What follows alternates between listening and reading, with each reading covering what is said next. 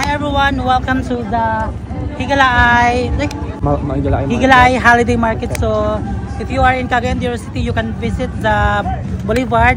Kung gusto mo mangyapon, may mga foods na siya until 11 PM natin sila. You can visit, you can bring your family, friends, workmate and everything. Pwede po mga grand and after run, pwede mo mangaon kung wala mo ikaon. So visit na guys. Hi, hello mabuhay. Welcome back again to my mini vlog. It's me Jeron.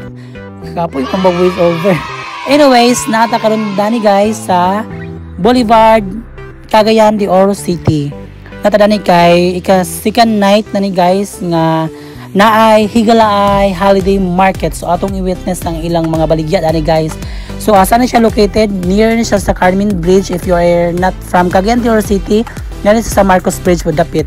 So if you are from Misamis Oriental, dali rin siya makita, dali ra tuuron. Narin sa Boulevard ang mga baligya dani sa holiday market. So daghan na mga classic-classic mga food. May mga Korean, may mga Chinese food, may mga halal food para sa atong mga brothers and sisters sa mga Muslim. So daghan kay nag-walk and nag-run, then after nila pag-walk and run, nangaon sila together with their friends, their family, and of course ilang mga loved ones.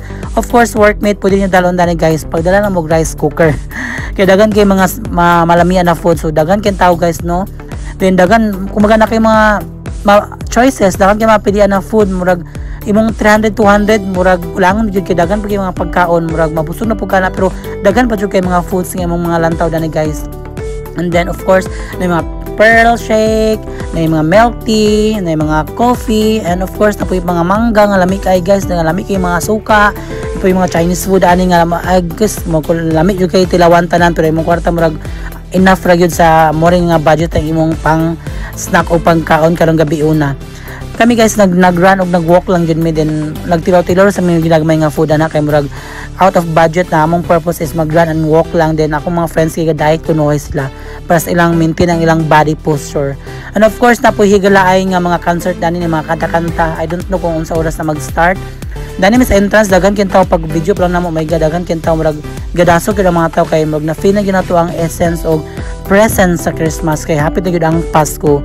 So every December yun na guys magwa na ang Higalay Holiday Market. And then of course pwede rin gani man yapon ha, pwede rin mo dalag mga pagkaon, pagdala dyan mo rice cooker para makatipid mo sa rice kay bongga kay mga pagkaon dani.